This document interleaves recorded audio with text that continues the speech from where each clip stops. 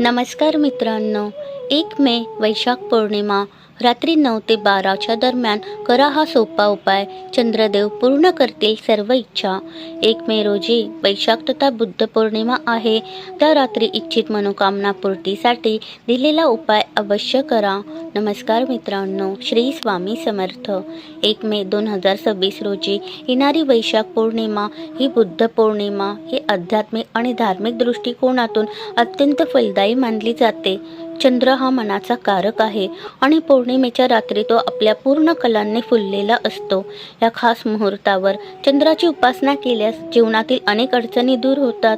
ती उपासना कशी करावी हे जाणून घेऊया आजच्या व्हिडिओच्या माध्यमातून. ज्योतिषशास्त्रानुसार पौर्णिमेच्या रात्री चंद्राची ऊर्जा पृथ्वीवर सर्वाधिक असते. वैशाख पौर्णिमेच्या दिवशी काही विशेष उपाय केल्यास मनुष्याला मानसिक शांती मिळतेच, पण त्यासोबतच आर्थिक आणि भौतिक सुखांची प्राप्ती देखील होते.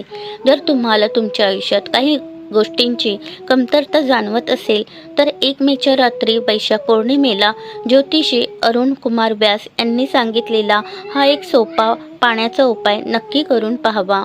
इच्छापूर्तीसाठी करण्याचा हा सोपा उपाय. हा उपाय करण्यासाठी तुम्हाला कोणत्याही अवघड विधींची किंवा महाग साहित्याची गरज नाही. केवळ श्रद्धा आणि भक्ती महत्त्वाची आहे.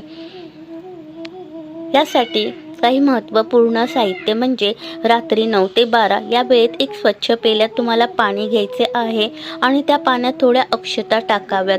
अक्षता ह्या पांढऱ्या रंगाच्या आणि अखंड असाव्यात, कारण पांढरा रंग चंद्राला प्रिय आहे. त्यानंतर हे पाणी हातात घेऊन चंद्राच्या दिशेने पाहत अर्घ्य देताना हळूहळू सोडावे.